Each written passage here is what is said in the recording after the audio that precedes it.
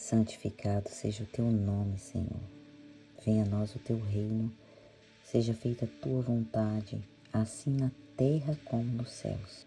Pai, que o Senhor possa continuar suprindo o nosso pão de cada dia, que o Senhor possa continuar, Senhor, nos livrando das tentações do inimigo, nos livrando, Senhor, das armadilhas, que o Senhor possa continuar, Pai, fazendo com que o teu Santo Espírito, Pai, a cada dia mostre para nós o caminho que nós temos que trilhar, que o Senhor possa nos dar força para fazer as renúncias, meu Deus, que o Senhor possa nos dar força para continuar cada dia vivendo em espírito e em verdade, porque nós sabemos que a tua vinda se aproxima e nós queremos, meu Senhor, estar em pé, vestido com as vestes santas, puras, para podermos festejar, Pai, o grande banquete que o Senhor tem preparado para nós. Eu peço, meu Deus, que o Senhor esteja conosco durante mais um estudo agora. Em nome de Jesus. Amém.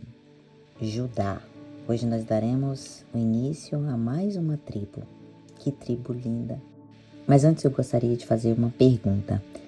Vocês já viram que lá em Gênesis nós temos a sequência, né, das tribos? Quando a gente lê ali, a gente vê uma sequência dos nomes. Mas por que em Apocalipse já é outra sequência? A gente enxerga que o primeiro nome que aparece lá em Apocalipse é o nome de Judá. Apocalipse 7, 4 e 5. Nós vamos ler? Então, ouviu números dos que foram selados, que era 144.000, de todas as tribos dos filhos de Israel. Da tribo de Judá foram selados 12.000. Então aqui a gente já percebe que o primeiro nome que foi lançado foi a tribo de Judá. Agora, por quê? Ele não era o primogênito. Ele não foi o primeiro que nasceu. Mas por que foi o primeiro nome a ser lançado? Por qual razão Judá aparece primeiro? A gente percebe que cada nome aqui tem o seu significado. E o de Judá está lá em Gênesis 29, versículo 35. Vamos conferir? De novo concebeu a luz a um filho, e então Leia disse: desta vez louvarei ao Senhor, e por isso chamou o nome Judá, e cessou de dar à luz. Ou seja, Rúben nasceu, Leia disse: veja o filho. Simeão nasceu, Leia diz: Deus me escutou. Levi nasceu, e o que Leia disse?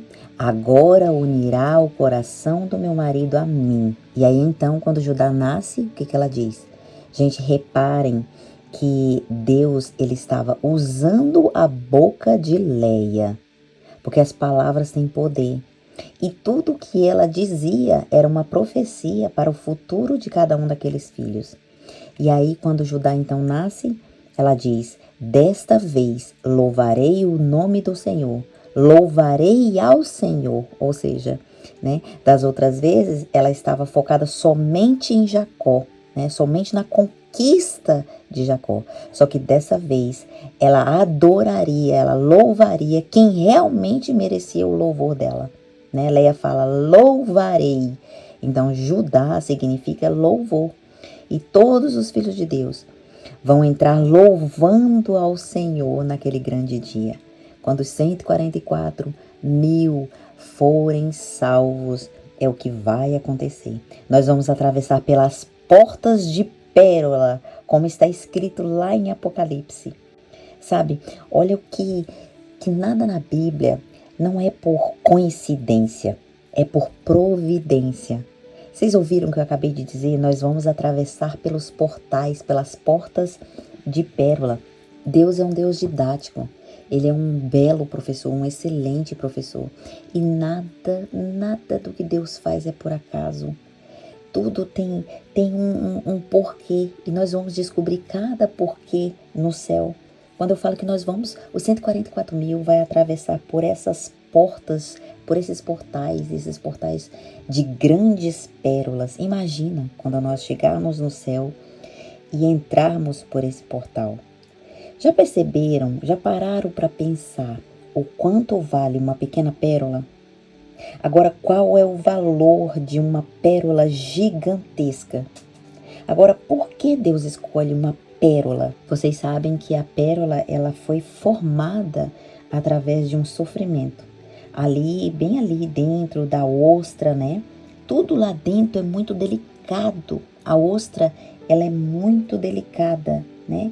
Mas ali dentro, por um mero acidente, entra uma areia, né? Entra uma pedrinha de areia, né? Às vezes uma, duas, entra areia ali naquela ostra, né?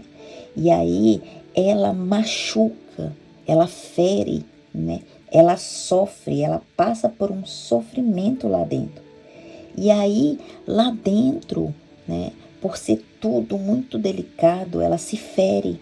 E aí, olha a inteligência de Deus, olha o que Deus deixou, né? E através desse ferimento, ela vai criando camadas em cima desse ferimento, ela forma então uma pérola. E assim somos nós. Deus vai fazer das nossas tormentas, das nossas provações, dos nossos machucados, nós sermos uma pérola.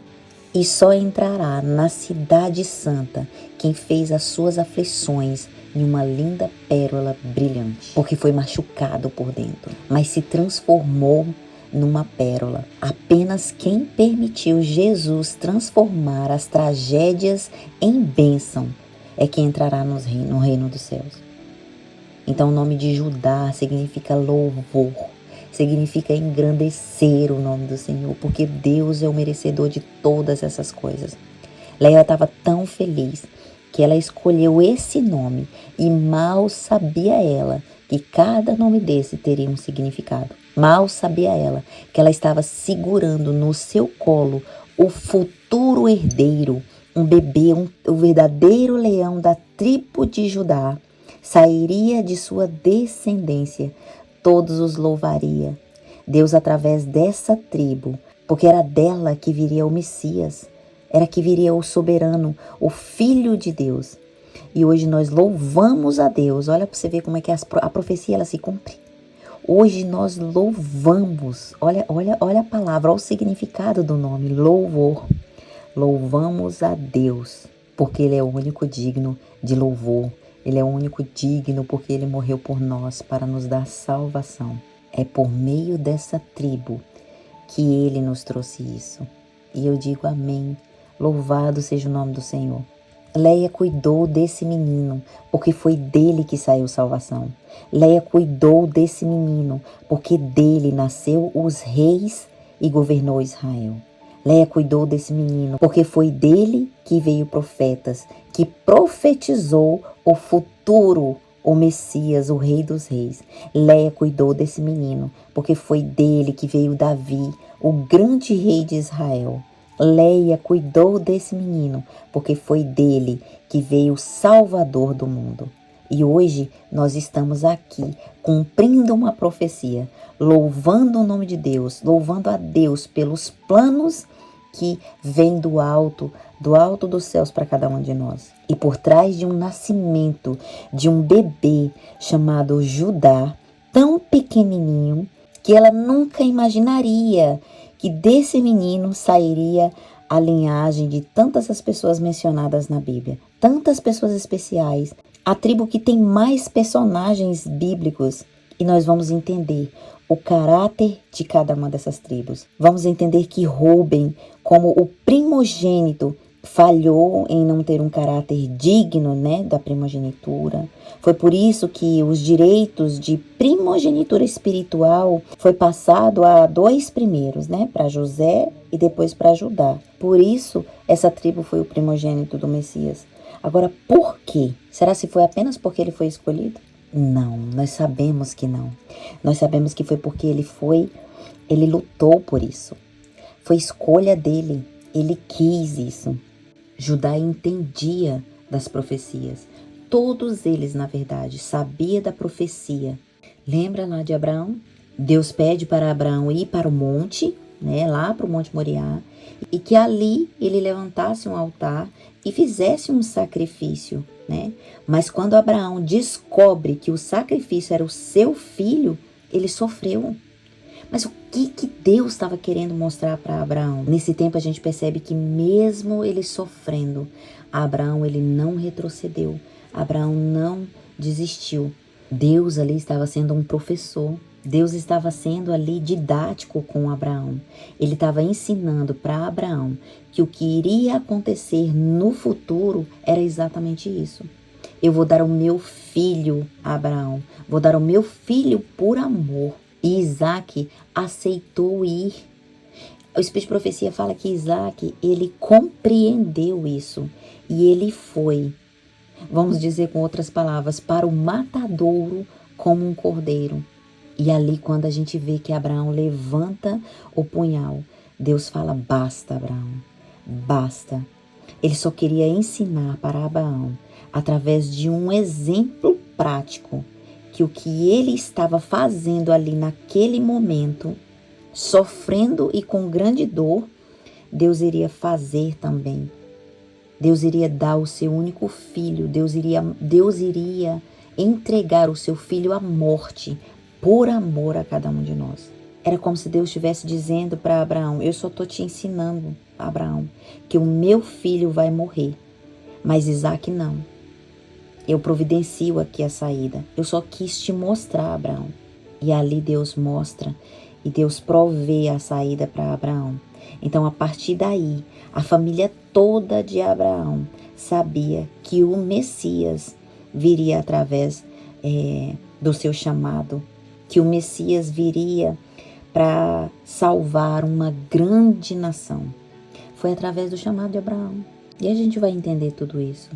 Jesus poderia ter vindo de outra tribo. Jesus poderia ter vindo da tribo de Rúben, só que ele falhou. Ele poderia ter sido o ascendente de Cristo. E onde Rúben falha, Judá ganha. Observa que a história ela se repete. Isso me faz voltar os meus pensamentos para Jacó e Esaú. Só que a primogenitura, dessa vez, ela foi dada toda e total para Judá.